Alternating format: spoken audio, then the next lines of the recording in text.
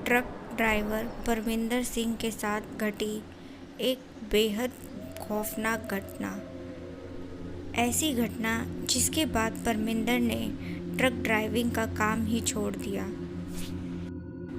चलिए तो फिर जानते हैं कि आखिर वो हादसा, वो घटना क्या था।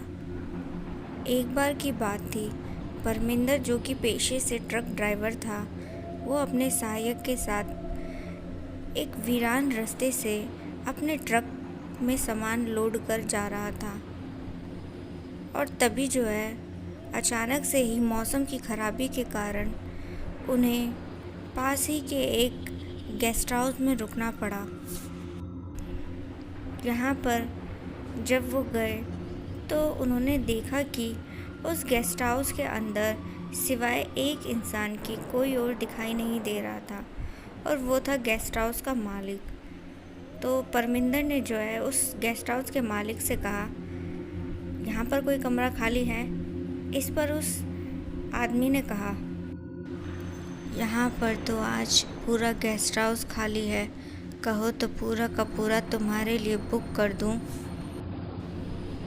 उस गेस्ट हाउस के मालिक की बात सुन परमिंदर ने कहा, ओ जी ना ना, हम पूरा गेस्ट हाउस क्यों बुक करने लगे, हमें तो बस आज रात के लिए एक कमरा चाहिए और कुछ नहीं। तो वो जो गेस्ट हाउस का मालिक था, उसने परमिंदर को एक चाबी दे दी और कहा कि कुछ भी हो जाए, लेकिन रात 12 बजे के बाद कमरे से बाहर मत निकलना। तो इस पर सहायक ने कहा, ओ जी हम क्यों बाहर निकलने लगे बेमतलब, हम तो एक बार सोते हैं तो बस लंबा ही सोते हैं, फिर तो सुबह ही आंखें खुलती हैं। इसी के साथ सहायक ने कहा, अच्छा वैसे आप ऐसा क्यों बोल रहे हैं, रात 12 बजे के बाद कौन सा यहाँ भूतनियाँ नाचती हैं? इस पर उस गेस्ट हाउस के मालिक ने एक अजीब सी मुस्कान के साथ कहा, एकदम सही पकड़ा। इतना कहकर वो गेस्ट हाउस का मालिक अंदर एक कमरे में चला गया। यहाँ पर जो सहायक था, उसका चेहरा उतर गया और वो परमिंदर से बोला, पाजी मुझे ये आदमी कुछ ठीक नहीं लगता।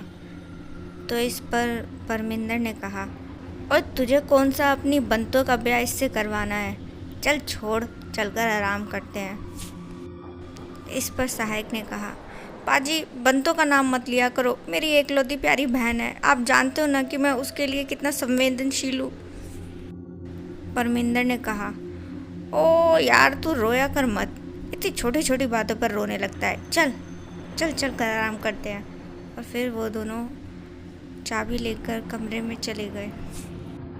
और फिर वहीं जब दोनों आराम कर रहे थे, तभी जो है अचानक से ही उन्हें घुंघरूओं की आवाज़ सुनाई देने लगी। ऐसा लगता था जैसे कि कोई नाच रहा हो ज़ोर ज़ोर से। तो यहाँ पर जो सहायक था, उसने कहा परमिंदर से, पाजी ये घुंघरूओं की आवाज़ कहाँ से आ रही है?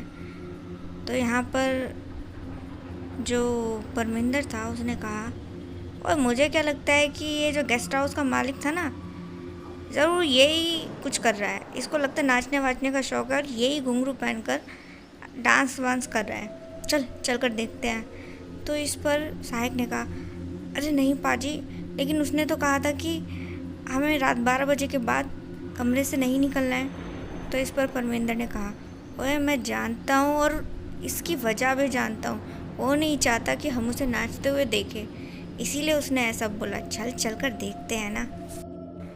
अब ये जो दोनों थे, ये दबे पाँव अपने कमरे से बाहर निकले। अब जहाँ पे घुंघरूओं की आवाज़ें आ रही थी, ये उस तरफ चल दिए। चलते चलते गेस्ट हाउस के कमरा नंबर 6 तक पहुँचे। अब ये जब कमरा नंबर 6 तक पहुँचे तो देखा कि उसका जो दरवाज़ा है थोड़ा सा खुला हुआ है। अभी वो दोनों उससे अंदर झांक कर देखते हैं तो इन्होंने देखा कि अंदर जो है वाकई में ही जो गेस्ट हाउस का मालिक था, वो पैरों में घुंघरू पहनकर नाच रहा था ज़ोर ज़ोर से। और उसे देखकर ऐसा लगता था जैसे कि बड़ा ही मजा हुआ कलाकार है भाई नाचने में वो। तभी अचानक से इन दोनों ने देखा वो जो है हवा में कहीं गायब हो गया। अब इतना देखने के बाद दोनों की आंखें दहशत से फट गई।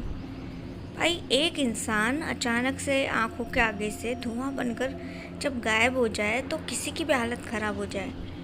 ये दोनों घबरा कर जैसे ही मुड़ते हैं, इन्होंने देखा कि वो इनके पीछे खड़ा था। इतना देखने के बाद तो इनकी हालत और भी ख़राब हो गई और ये बोले, देखो तुम जो भी हो, हमें जाने दो, हमने तुम्हारा क्या बिगाड़ा है। इस पर उस आदमी ने कहा, मैंने तुमसे कहा था कमरे से बाहर मत आना, लेकिन तुमने मेरी बात नहीं मानी। अब सिवाय मौत के तुम्हें कुछ नहीं मिलेगा। तभी अचानक से ही उन्होंने देखा कि उस आदमी का जो रूप है किसी आम इंसान से बदलकर किसी भयानक शैतानी आत्मा जैसा हो गया है। यहाँ पर सहायक की चीख निकल पड़ी। अब ये दोनों जो थे बिना कुछ सोचे समझे गेस्ट हाउस से निकलकर भागे तो ये जो आदमी था ये भी इनके पीछे भागा और जैसे ही ये मेन रोड पर पहुँचे जहाँ इनका ट्रक खड़ा था, तभी जो है वो भी इनके पीछे पीछे आया और अचानक से इन पर जैसे ही झपटा तो एक गाड़ी वहाँ से गुजरी। उसे देखकर ये जो भटकती आत्मा थी ये अचानक से गायब हो गई।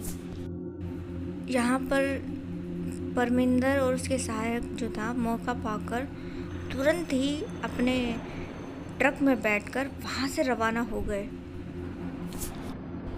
और रास्ते में जो भी पहला मंदिर पड़ा वहाँ पहुँचे और वहाँ जाकर पूरी रात जो है उन्होंने उस मंदिर में ही गुजारी और भगवान का धन्यवाद किया जान बचाने के लिए।